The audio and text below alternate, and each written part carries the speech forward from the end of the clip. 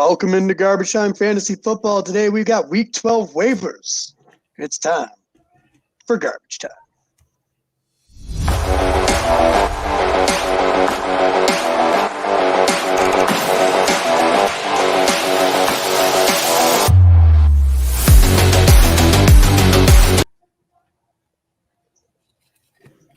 Here, you want me to do it?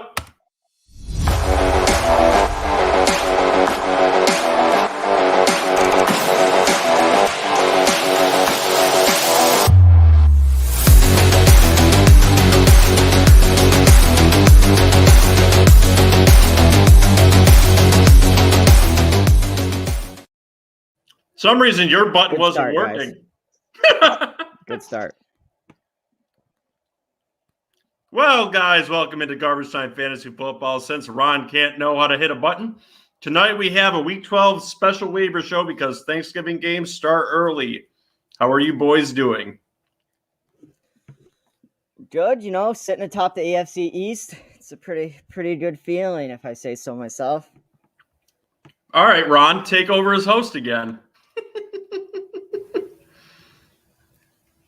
Can he even hear us? Seems unlikely that he can hear us. Oh man, he's out. The headset came off. Can you hear me? Yeah, we can hear you. Yes. Good. Is it echoing? No, you're fine. No, you're good. I guess we're using computer sound. All right, so guys, it's significantly better. It is.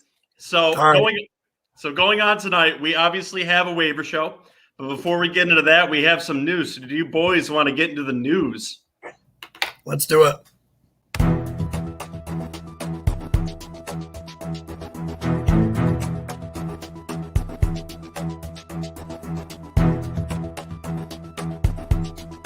News updates.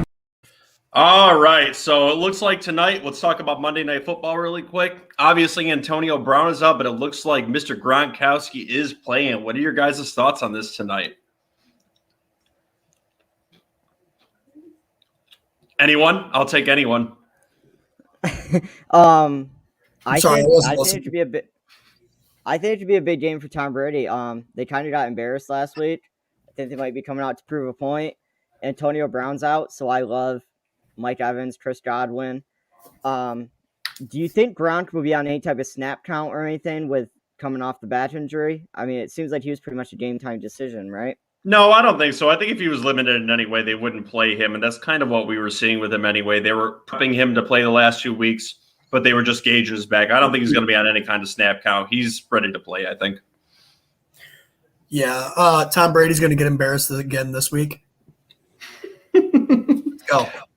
All right. Also, Ceedee Lamb is not going to be playing this Thursday, too. He is in concussion protocol, and he is out. So I think that is kind of a little bit sneaky for someone we'll talk about on waivers, too. What's your guys' thoughts about Ceedee Lamb being out this week? I'm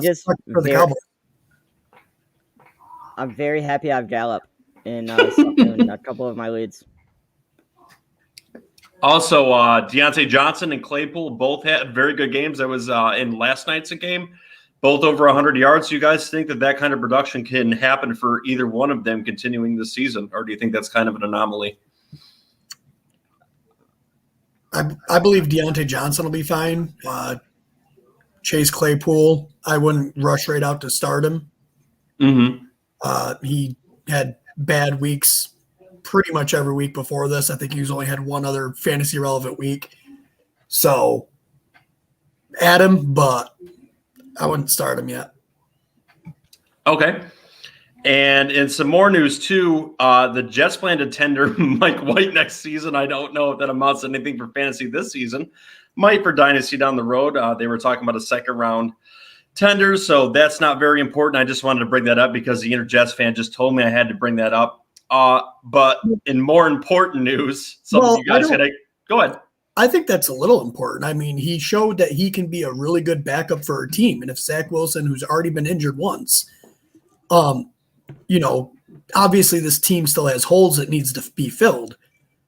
So if Mike White can come into a team that's a good team and keep them competitive, then it's good to have him on the roster. I think specifically it's good for the running game too, because we saw Michael Carter get going when he was playing well. And for him as a check down king, it's fantastic for the running game. Right. And some other news too. The Jags are planning on overhauling their coaching staff this offseason. I think this was the plan so Urban Meyer doesn't get fired, because this is what a coach typically will say when they're not trying to be a one-and-done coach. What are you guys' thoughts on this, and what does it do to that offense going forward if they do change a lot? I think they're gonna suck until Urban Meyer leaves. That's what I think. Yeah, the big rumor is that Marty Schottenheimer is going to be out Brian Schottenheimer is going to be out as the quarterback's coach for that team. But I think you'll see a complete overhaul there. Listen, I you've don't seen think Matt Nagy last a lot of years by passing the buck off to someone else. So, and how's it worked out for the Bears? And that's pretty much what's going to happen with the Jags. yeah, right. All right, and some more positive news too. Cortland Sutton signed a $60.8 million contract. 34.9 of that is guaranteed. That's interesting, because we were sure that Denver was going to move on from him this offseason because of the other players on their roster. So what does this mean for this offense? And are they targeting a veteran quarterback in the offseason like an Aaron Rodgers? I think this is 100% if Aaron Rodgers decides to become a free agent or go for a trade again. They're going to dangle all these pieces in front of them and be like, look, and we have a pretty good defense. Come on, buddy.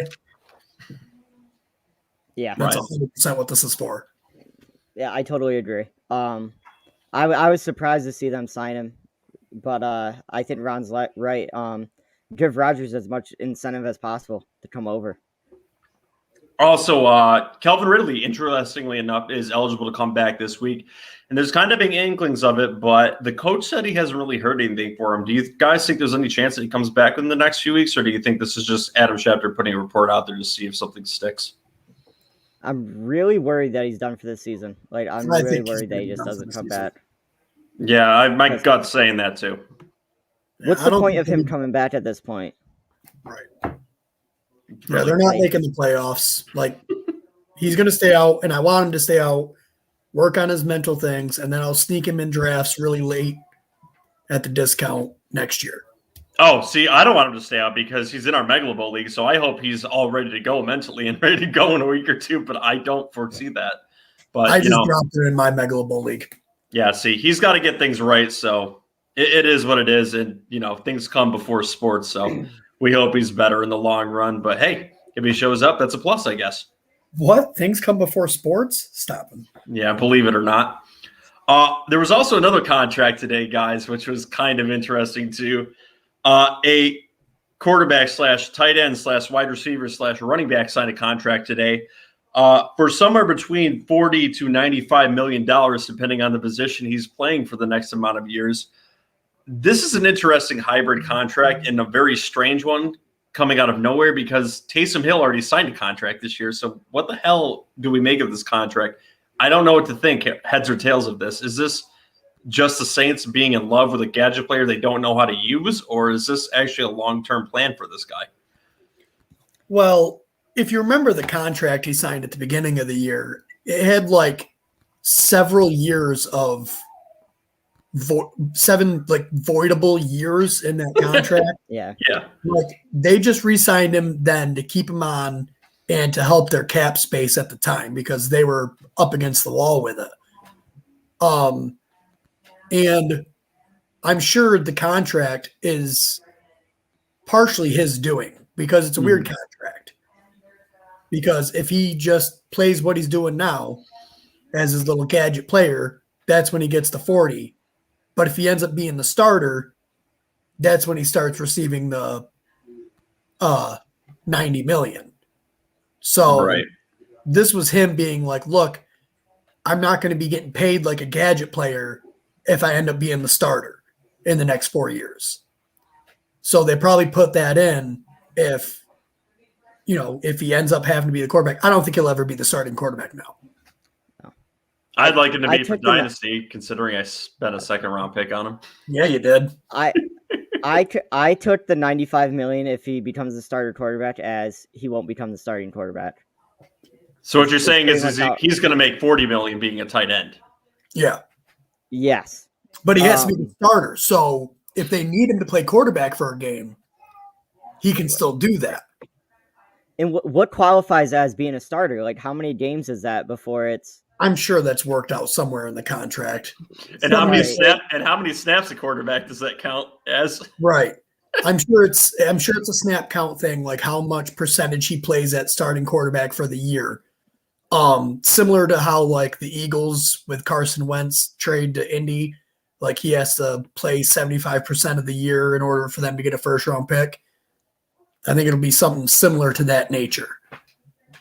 Okay, and then boys, are you excited for Thursday night's game, the matchup of Mr. Boyle against Andy Dalton? Are you really looking forward to this matchup? Absolutely. I'm thinking 400 yards for both. It probably will, though. That's the ridiculous thing. Speaking of an irrelevant quarterback, go ahead, Ryan. I mean, that's probably true because everyone is expecting a shootout between Dallas and Kansas City this past week. And right. Look what happened. So, yeah. But to be fair, Boyle threw for 70 yards in this last game, so I don't exactly see him having a productive week, giving him 3 more days against the Bears defense. And there was also discussion, and we were talking about it in our forum, that the Bears could have a good week, but I believe anyone could have a good week against the Lions. So that'll be a very good possibility, I believe.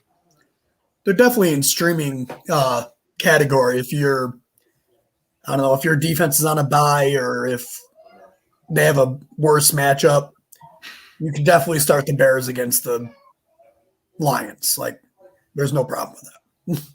Yeah, and in other irrelevant quarterback news, the Cardinals kind of stole a player from this past weekend, McSwirly, from the Ravens. That kind of came out of nowhere. So now he's going to be a backup for the Cardinals. Is this indicative of what could happen with Kyler Murray for the rest of the season? Because I was a little bit concerned when I saw this move. Or is this them, as JJ suggested, them looking down the line for another backup for Kyler Murray? I think it's more of that. Colt McCoy, I mean, he's won him 2 games, but he is 35, and he can't run the offense the same way Kyler can, where I believe McSorley can. Like, he's more mobile, and he can run the offense more similar to Kyler Murray.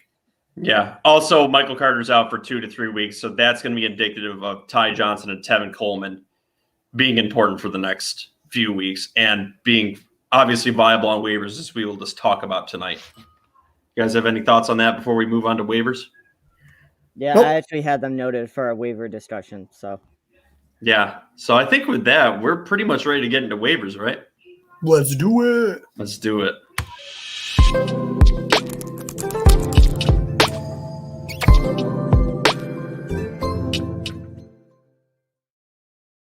Well, Ryan, you sounded so excited to talk about that Jets offense. So why don't we do the wide receivers first?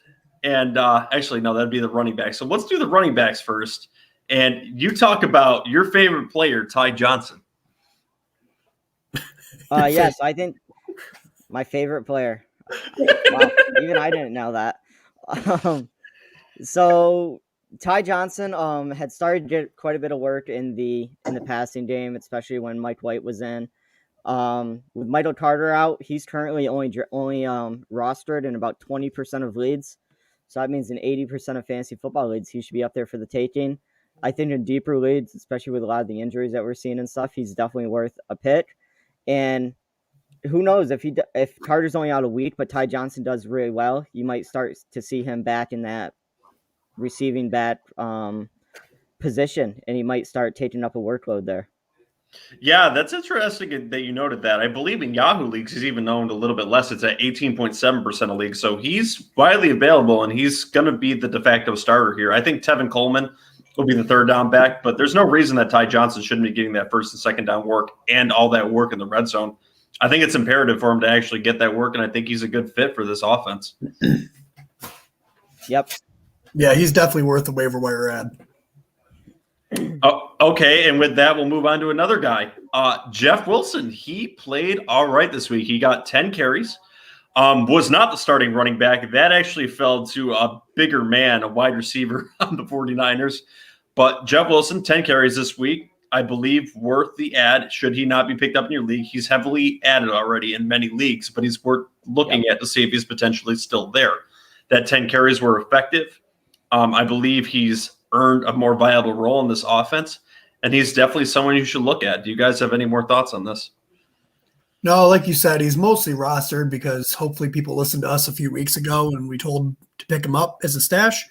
But I still believe as soon as Elijah Mitchell comes back, it's going to be his backfield with, Deebo Samuel sprinkled in there with his, cheat code that he's got going for fantasy football right now. Interestingly enough, though, even when Elijah Mitchell comes back and potentially takes this job, I think Jeff Wilson's still good in an emergency pinch because this offense is just that well where they're going to get their gadget players and their effective players the ball. 10 carries is substantial in fantasy football. That's if he can do that, I think he can establish himself as a potential flex player for the second half of the season with potential of having more work should Elijah Mitchell not be effective at any time. Apparently we have an ESPN update live on YouTube. Is there something you need to tell us on that side, Ron? No, it was just game time starting. Let me see if I can figure out how to silence those things. Oh, boy. All right. So speaking of other running backs, too, out of these two disgusting options, who would you boys rather have? Rex Burkhead for the Texans, who had 18 carries. Ew. Or Dontrell Hillard, who rushed for 35 yards and had 47 receiving yards for the Titans. Any interest anywhere? I think out of the two, I would probably pick Rex Burkhead, but even with that passing work of Hillard? Yeah, I don't think that Hillard one will stay. We all thought it was Donta Foreman last week. Like they don't even know. No, they really don't. Yeah, I think I'd go Burkhead as well. Hillard, McNichols was out, so I think you're going to see him come back and kind of take over everything. Burkhead played like 44% of the snaps. That's a lot of time to be out there on the field. So I think he would be a solid streaming option. I'd take him over Hillard. Yeah. You guys like Tevin Coleman more than both these guys? At least for the next 2 weeks? I don't think so. I think Ty Johnson's going to take that. Yeah. Okay. I would probably put it at Burkhead, Coleman, and then that other guy from Tennessee. I don't even think he's worth looking at. Pretty disgusting options going forward. Here's one that's not as disgusting. Potentially Latavius Murray is coming back this week. We thought he was going to be back last week. So is he instantly inserted back as a starter? Should he go into this offense again? I think so. He was very clearly the number one for the team when he was out there first. Outside of this last week, Devonta Freeman hasn't looked great. Mm-hmm. Like he hasn't been bad. But Latavius Murray is clearly the guy they want running the ball. And they just released Le'Veon Bell, so. Yeah, he was on his last legs, so. Yeah. Comfortable to say that Murray is definitely taking his role back over. Ryan, what's your thoughts on that? No, I agree with pretty much exactly what you guys said.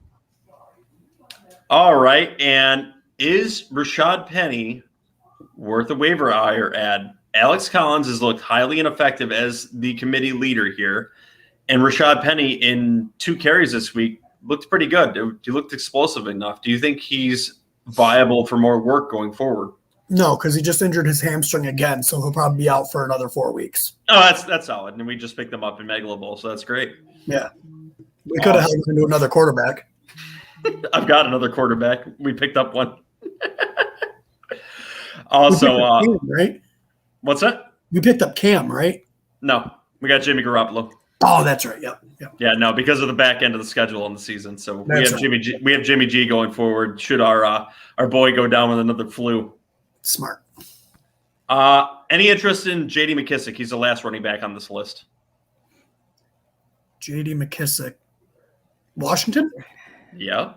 He should have already been. Hasn't looked good. Yeah. Hasn't looked good, and he's potentially on the waiver wire. So, yeah. I mean, he got a little bit of work last week. So, I'm just trying to spin it here for people who are in desperation mode.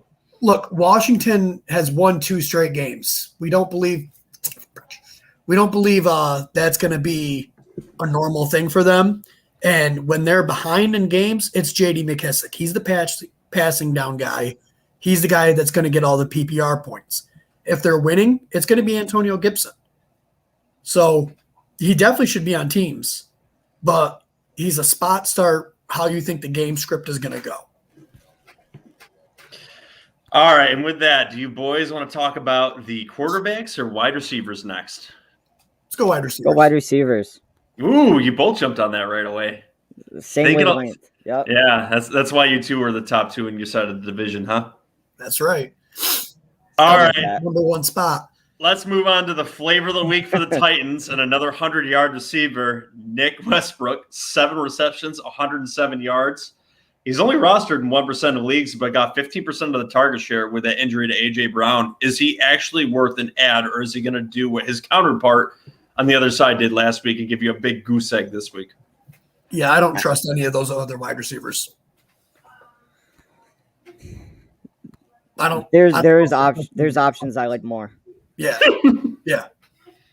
Would one of those options potentially be Marquez Valdez-Scantling?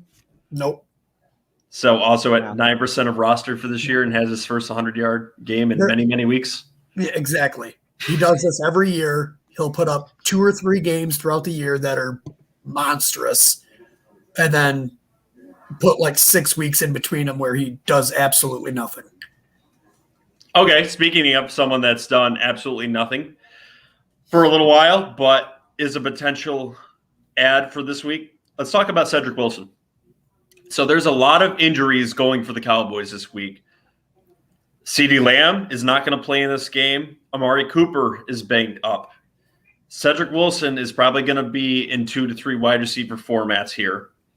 And I think he's someone that you have to pay attention to here. Do you guys think he is a good ad for the Thursday night game? I do. Yeah. Who are they playing? I am not quite sure. I just know they're playing on Thursday. Do you know, Ryan? Who they're playing. They always play on Thanksgiving. Right. Vet that for us, Ryan. Come on. I know I should be better prepared, you know? I know. You got to contribute something to this podcast. Come on, man. They have Las Vegas coming up. Yeah, I think that's a very good option to play him in.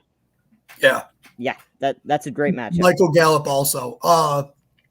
Crap, I wanted to say something about the people we were talking about beforehand. Westbrook or Valdez-Scantling? I lost it. It was someone.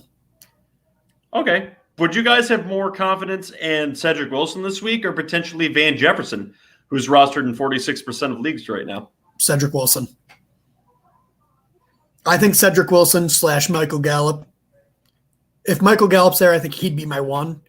Mm-hmm. Well, I know he's rostered in more leagues, but those two are probably the top waiver wire ads for this week.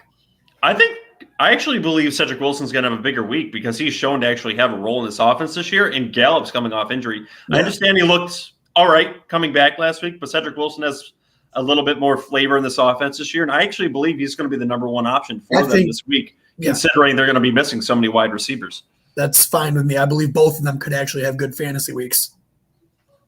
Yep. So they're both an ad for me. Get one of them. Ryan, which one's going to have the better week?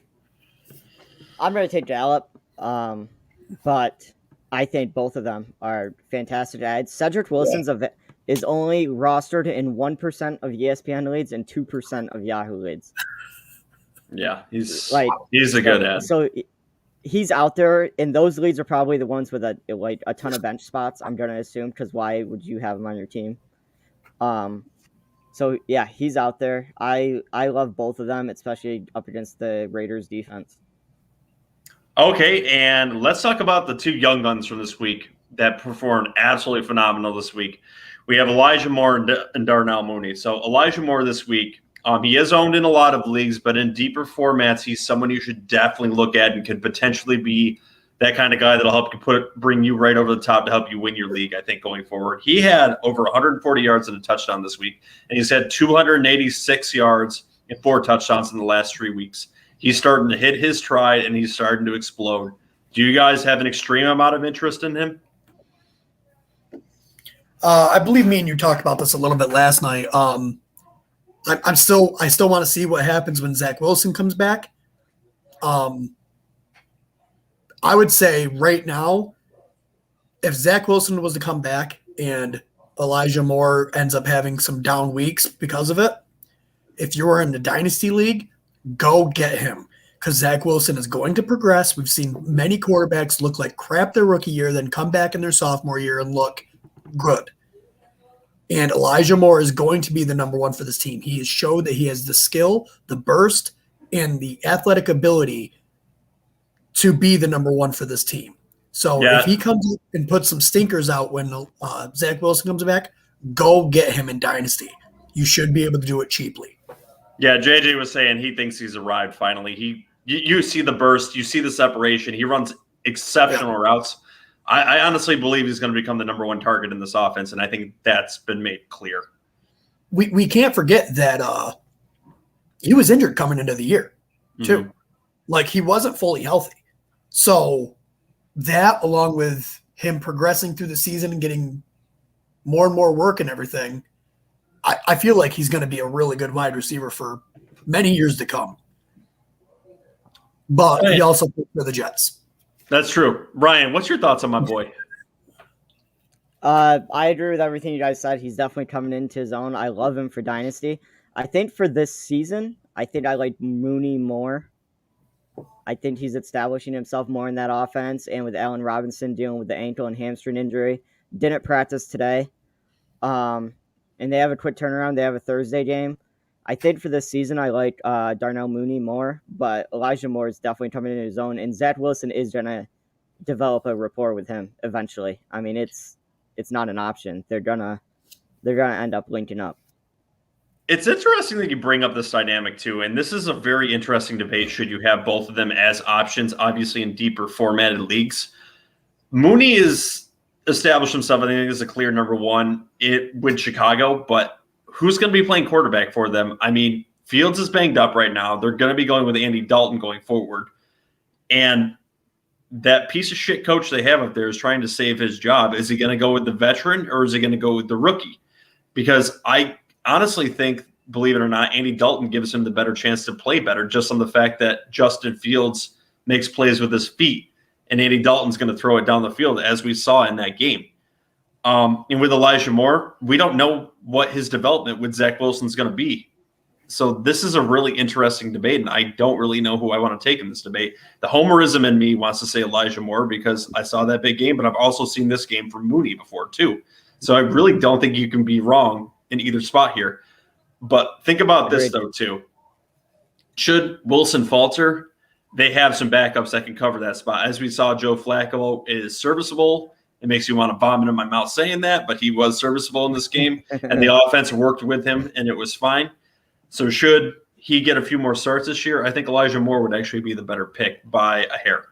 Look, Flacco's not the quarterback he once was, but as far as backup quarterbacks go, you could do much, much worse. Like, at least Flacco knows how to read a defense.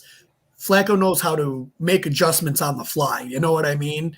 Yeah. Like, if there was anyone that had to come in for my team, I mean, you could do worse than Joe Flacco. I mean, he was a starting quarterback for 12 years. Like, that doesn't just happen. I mean, he did make an Adam Gase offense look effective in at least one game. So, I mean, he can't be the worst guy in the world, right? Exactly.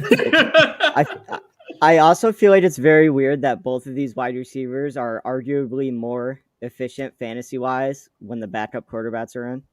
That's true. With Dalton and Flacco. It's funny how that works.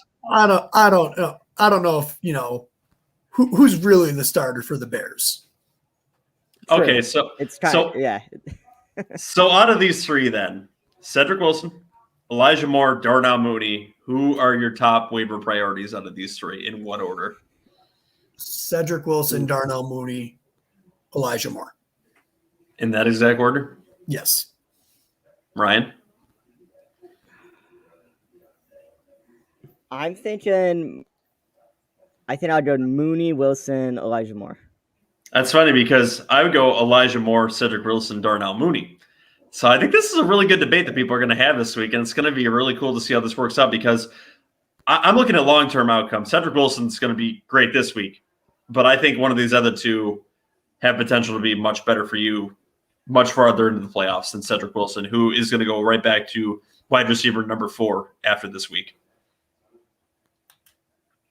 And with that, we will move on to one of the other positions, quarterback or tight end, boys. Tight end. Damn, leaving the quarterbacks for last. All right, let's do it. All right, so why the hell, and explain to me again, is Pat Freiermuth only owned 52% of fantasy football leagues? Does it make any sense? No. We've been talking about that guy for a month. Yeah. And now Eric Ebron's injured again. Yeah. He's had 4 touchdowns in the last 4 games. It makes no sense why people don't like him. Just pick up Pat Freiermuth. He's at least worth the roster spot. He's good for a touchdown every week. It makes absolutely no sense why nobody wants this guy. Only half of fantasy football teams have him. Ryan. Pick the damn kid up and play him. Just on the name alone. Hold on, Joe. What do you got for us? Ryan, in Dynasty, would Elijah Moore for Pat Freiermuth work? Nope. No? All right. I feel like Freiermuth for Dynasty is going to be like one of those players that so do I. That's why I want him on my team. top tight ends every year. Like, why do you think I want him on my team? I've been bugging you about him for like 2 months now, and you're just like, no. We know I love my tight ends. It's hard to buy low when you guys talk about the same people in the podcast all the time. It is. And I mean, he's only ranked number 16 right now for tight ends, but that's only with starting. I mean, he was splitting with Ebron for a while.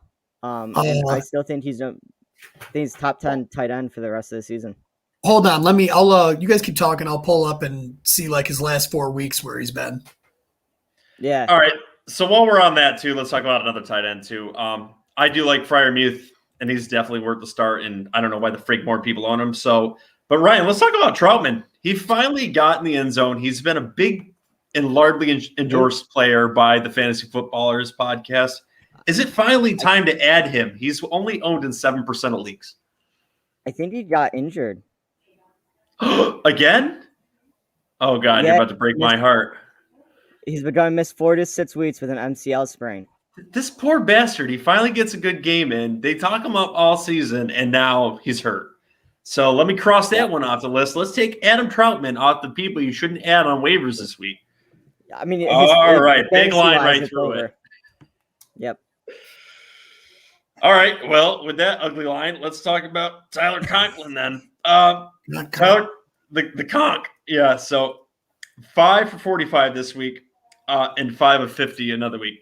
Is Tyler Conklin just a solid tight end that you hope gets in the end zone? And is he potentially a good add some weeks? Is he someone you look to avoid? Is there people with more upside? He's definitely worth a streaming option, in my opinion. Coming off some decent weeks, he is touchdown dependent, so you want to hope that he gets in the end zone. But doesn't have a bad remaining schedule. He's got San Francisco, Detroit, Pittsburgh, Chicago. Yeah, no, that doesn't look bad going forward. So he definitely worth a look. And depending on where you're at with tight end, maybe you went out and picked up Troutman before today somehow, and now you're screwed. It would be a good look. Yeah, and you picked up Troutman, and now you need to drop him for someone like Josiah Dugara, who got 12 targets for the Packers this week. Is this a flash in the pan, or is he actually going to do something for the Packers in the second half of the season? Full disclosure, I have no idea who that is. I'll just. I didn't say he did a lot with those targets. All I said is he got 12 targets. Yeah, I don't even know. How about you take the lead on that one? I was diving deep on that one. So he had a lot of targets, did absolutely nothing with them, but he's interesting. Who's their other tight end? Is he injured or something? You mean the one that's out for the season? Is he? Okay, I couldn't remember. I knew he got injured a couple weeks ago, but I couldn't remember when he was coming back or anything. Yeah, no, he's not coming back. That's why they're throwing all sorts of other places and throwing a guy's name, Josiah Degara. Josiah DeCola. Let's talk about a more prominent name here then. Logan Thomas. He's owned in 32% of leagues. Got a great schedule going towards the playoffs. Is he someone that you stash right now based on the injury and look to play him later in the season? What was the name again? Logan Thomas. Yes. Yes. Yes, please. Ryan? Yeah. Yeah. I mean, I think they thought he was going to return this past week, and he didn't. So I'm going to assume he's got to be close. And to be worth a play as we push into playoffs. All right. Yeah. You have a question. So in the last 5 weeks, Pat Freiermuth has been the tight end 3, it looks like. See, yeah. Again, why? Why 52% of leagues? It makes no damn sense. It's just like another guy in this list. I understand he literally laid a goose egg this week, but Dan Arnold, he was still heavily involved in the offense. They hit the buzzsaw of the 49ers. Only owned in 42% of leagues. He's a viable flex. He's their number one option in a very shitty Jaguars offense. Why is he not more owned, even with this bad week? Yeah.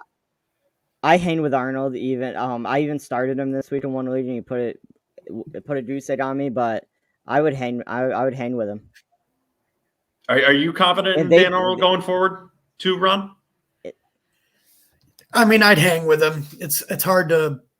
I mean, he's been good for weeks now. Like just this one bad one. And what were you saying, Ryan? Before I rudely interrupted you.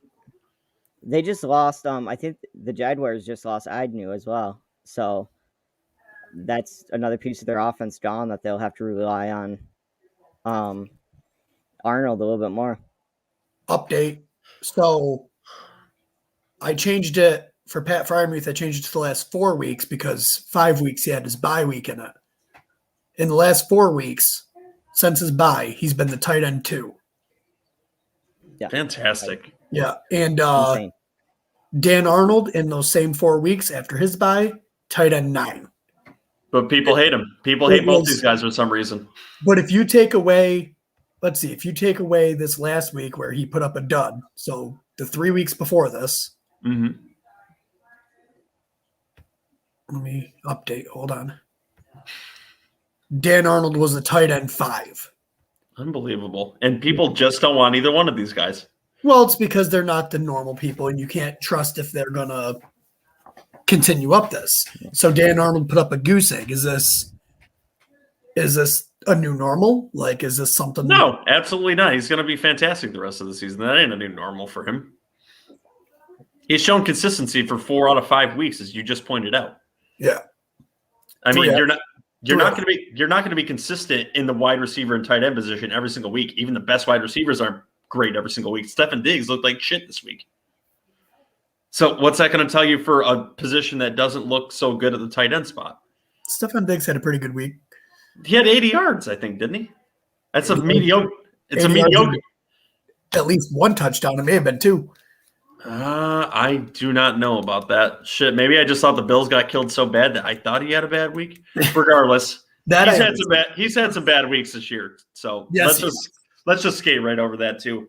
Yeah, he actually only had 23 yards and 2 touchdowns. And while you're watching that game, Ron, because you keep looking up at your TV, how do you feel about Evan Ingram as a potential option this week? Give me about 3 hours and I'll let you know. But it sounds like there's like 5 or 6 other guys on this list that you would much rather have than Evan Ingram. Oh, yeah. Evan Ingram cannot be trusted.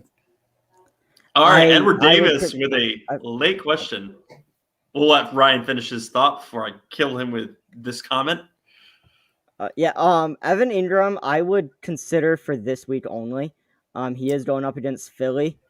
Every tight end that's even gotten at least 1 target against Philly has topped 10 fantasy points, except for Nick Van Eck. Every other tight end that's received the ball at any point has scored over 10 fantasy points against the Eagles. You heard that first, guys and ladies. Part of the heckling fandom, doesn't matter, Start Mr. Stonehand Evan Ingram in 12 tight end formats, according to Ryan Warner. I don't know. They're getting Kyle Rudolph more involved in this offense too, so it's scary. All right, Edward Davis has a comment here. So he says, Devontae Freeman is a free agent in my league. I'm pulling the trigger on this old man this week. He's been surprisingly good lately. That's great, Edward, but Latavius Murray almost played last week too, and Devontae Freeman may at least be in a split backfield should he come back. So Yeah. I think there's better options like maybe Ty Johnson. I wouldn't go with Rex Burkhead over him. Hilliard, no. I mean, Latavius Murray played this past week, didn't he? No, I don't think he did. He was like on track to, and then I would say 10. I'm seeing 10 carries for 32 yards. highly ineffective then. I didn't even think he played. Yeah, Latavius Murray, 10 carries for 32 yards. Devonta Freeman, 16 carries for 49 yards and a touchdown. No, pull the trigger then. Yeah, maybe. You could also look at Ty Johnson and Jeff Wilson. Jeff Wilson with a better long-term outlook. Ty Johnson more effective, I think, for 2 to 3 weeks. I like Oh, Ty yeah, Johnson good play. idea. Leave Gronkowski wide open. That's smart. What you doing wrong? Absolutely nothing. Ryan, what were you saying? I think I still like Ty Johnson more, but I could see the appeal of Devontae Freeman based on last game. But maybe Latavius Murray coming off an injury, they used him a little bit less. So you might see his workload increase this upcoming week. All true. And with that, let's move on to the quarterbacks because there's some interesting names out there. We're going to cover Cam Newton very quickly because he's very well owned in many formats, but it's only 72% of leagues. Very, very good week for him now. If he's still in 28% of leagues, so he might be on your rosters. Go out there and check on the free agent. Yeah, that's a good point. Don't leave Gronk open. That's just not something you want to do, and it's not good. It never ends well, especially when he's playing with Tom Brady, who has played with this entire career. So, again, on Cam Newton, though, played very well this week, over 30 points in regular formats. What's your guys' thoughts on Cam Newton going forward? Is he top 12 easily? Yep. The only thing that sucks if you're pushing towards playoffs, and you look at Cam Newton, if you plan on starting him, he does have a Week 13 bye, and then he plays Buffalo once, and he plays Tampa Bay twice. Yeah. So just something to keep an eye on. Tampa Bay's got a sketchy games, secondary, though, that many people don't know about. They just assume the whole defense is good. The front seven's fantastic. That secondary is sketchy, though. Yeah, I mean, True. They went out and got Richard Sherman, and then he got injured. Like, Yeah. they were shows you they were trying to do anything and everything to fix this secondary, and I think it's going to come down to if that front seven can neutralize Cam Newton's run game and in turn negate his fantasy value. But definitely worth an ad if you're in trouble at quarterback. Absolutely. And if that concerns you, that schedule coming up, here's a little bit more juicier option for you. Jimmy Garoppolo. So listen to this upcoming schedule that he's got. He's going up against the Vikings, Seattle Seahawks, Cincinnati, Atlanta, Tennessee, and Houston to close out fantasy football seasons. Is that not one of the best schedules you could have for a quarterback? And that's a good question, or a good schedule. Yeah, that is a fantastic schedule. And before I comment on that more, let's get Edward Davis back in here again. He says, I picked up Cam last week. I might start him over Josh Allen this week. Allen looked pitiful. Yeah, Allen did look pitiful, but to be fair, the Colts have done that to a lot of quarterbacks. And I don't think I know the schedule this week for both of them. Do you guys know who they're playing offhand? They play Thursday, I think, the Bills. No. What? I think that might be right. They played New Orleans this week. Yeah. And then they have New Orleans, New England, Tampa Bay, Carolina, New England again. And the Panthers have who this week? I feel like I just said it, but I forgot already. I know. They have Washington. Yeah. Man. I'd probably start Josh Allen with the Saints. No, against the Carolina Saints. has Miami. Yeah, they played Washington last weekend, dude. I didn't know what you were thinking with that. Yeah, Miami, Carolina yeah. Miami, or plays Miami. And then they have a bye week. I'm going to go out on a limb and say I think I'd play Cam this week. I think I would be more comfortable playing Cam because, I mean, if you can make the Jets offense look good, imagine what Cam Newton can do to that offense. I mean, to that defense. Edward, you might be onto something. I think I might start Cam Newton over Josh Allen this week too. Just know that Josh Allen can make you look stupid for doing that at any time, though. He can, but he's also had some pretty dud weeks too. He's had a weird year. Yeah. You'll either look like a genius or a complete idiot. Yeah, pretty much. Unless Cam Newton also puts up 30. They might both put up 30. I don't feel like look they're an both idiot. going to put up 30. I don't know. Yeah. You're getting one good game out of one of these, and the other one's going to have a dud. They share their skill, and they just go back and forth with who's that. Who's the better rushing Both can't- quarterback? No, I am. Yeah, So, both can't again- do well. It's not Right, allowed. exactly. Again, onto the schedule, though, for Jimmy Garoppolo. I mean, you can't beat the 6-game stretch. It's going up against offenses where it is just tailor-made for you. So unless they switch out quarterback, which currently they will not because they're in the playoff hunt, Jimmy G could be a league winner for you, especially if you're hurting at the quarterback position. Yeah. Yeah, I mean, obviously you're not going to start him over some of your big-name guys, but, I mean, he's got Deebo Samuel, who just doesn't go down on first contact. Brandon Ayuk he's definitely been getting more targets. Yeah, it only took him 11 weeks. George Kittle is back. Like, this offense could open up a lot going forward. Mm-hmm. Yeah, no, I feel good about Jimmy G going forward. I'd like them to start the rookie, but I'm going to need that roster spot soon, so he may be a cap casualty here pretty soon. Yeah. There's no point for me to hang on to him. We'll see. I'll hang on to him for a week or two, probably just in case someone goes down, and then I've got him for a playoff stretch should Kyler Murray look like shit coming up towards the playoffs. But fingers crossed, he looks healthy, and I don't need to worry about that. So let's talk about someone else that is important, I think, in two quarterback formats. And he's only owned on 15% of rosters here. Tyler Heineke, last few weeks, 462 yards, 4 touchdowns, 0 interceptions since the bye. And he plays Philly twice coming up. Is Taylor Heineke also a good ad, particularly for quarterback 2 formats? I would say yes in 2 QB. I don't know if I'd have the stones to put him over anybody else in a 1 QB, but I don't think so either. like definitely 2 QB. He's definitely worth an ad and potential play. He's got me floating in Dynasty. That's for sure. Yep. Ryan? Yeah, no, pretty much what you guys said. I mean, I would consider it in 2 QB, depending on matchup. All right, and last quarterback in 2 QB. Any chance you want to add Tyrod Taylor just on rushing ability? Nope, I don't. Ryan? I mean, he's coming off a 2 rushing touchdown game. So it's obviously very like you better hope that they get into the red zone and he rushes it in.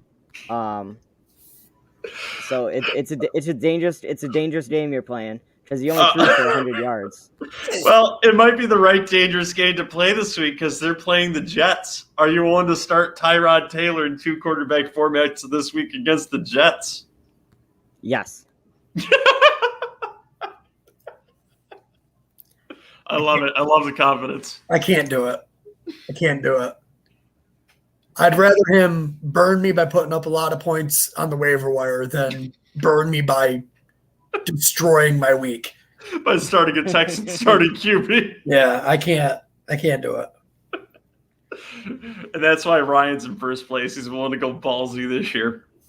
All right, boys. Let's finish this up by talking about some startable defenses this week, ones you can potentially stream. First one that comes to mind, and it's the obvious one here, it's the Thursday defense, the Bears against the Lions. Do you think that is going to be a dominant defense on the week?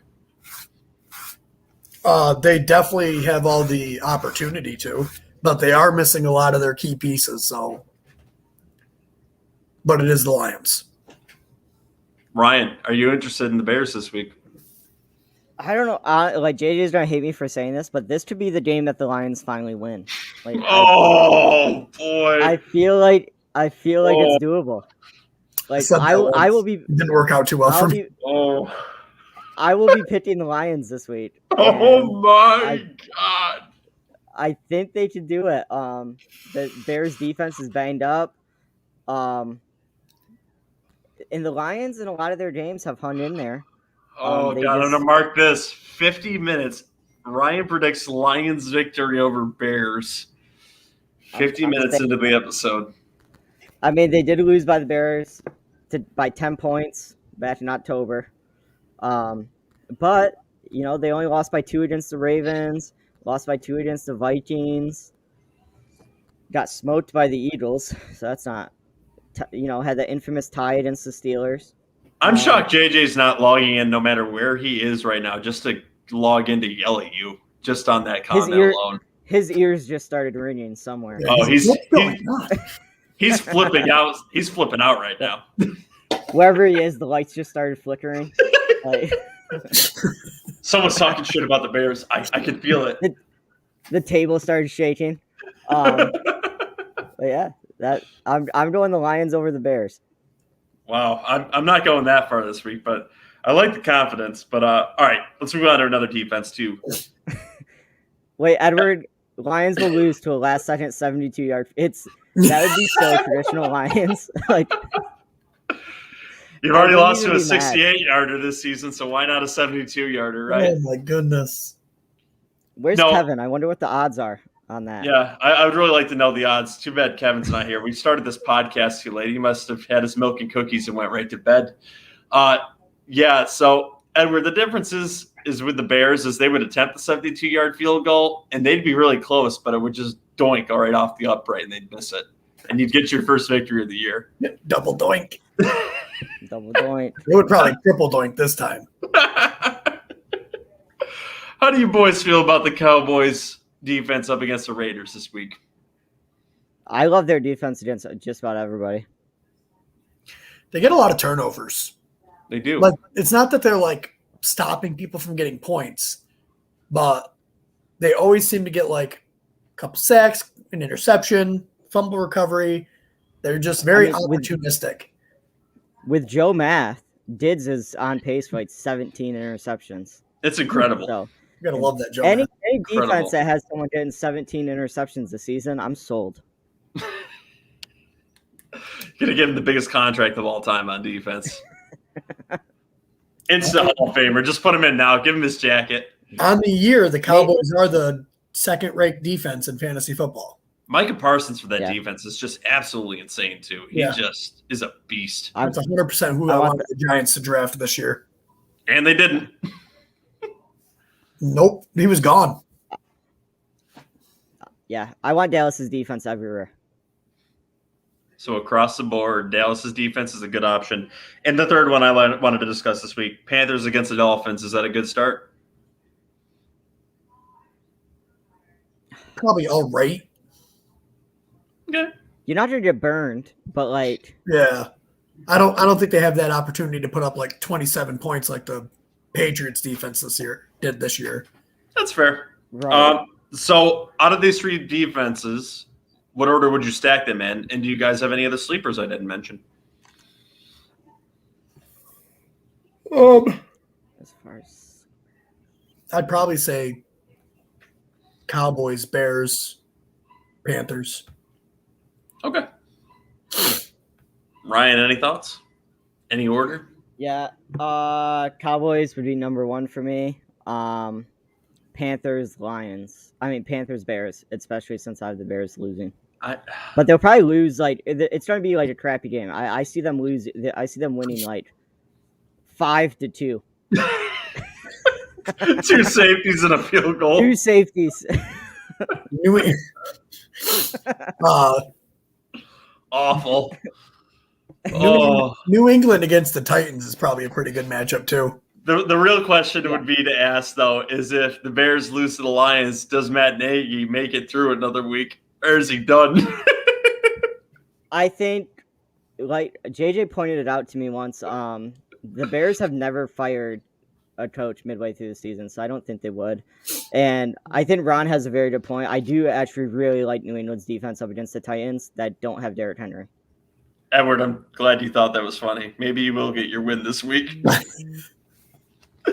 All right, boys. Do you have any other thoughts before we get out of here? Nope. Ryan, No. any other thoughts? And well, I think we covered. I think we did too. And well, Ron is horribly distracted. Ron, where can you find this show? YouTube at Garbage Time Fantasy Football, iHeartRadio, TuneIn Radio, Google Podcast, Apple Podcasts, website www.garbagetimef.com, Twitter at garbage_timeff, Instagram at Garbage Time Fantasy Football. Yeah, I think I got them all. We just need to put more games on for Ron, like the Giants game during a podcast. He's like a hamster on a wheel. He barely even talks. He just looks straight up at the TV. Yeah. And you can actually get some words in. No, not at all. He's very into his game right now, and he's happy about it. Well, no. Well, that's because your team sucks like mine, so that's why you're not happy about it. I'm watching football. No, my team doesn't suck like yours. Oh, excuse me. You have 2 top 10 picks, too. I don't want to hear it. Yeah, but it's not. Ron, Edward said you forgot. Oh, my iTunes God. Radio. Look, it's not. You idiot. I'm getting roasted by the heckling fandom now about it. Good. That's what I like to see.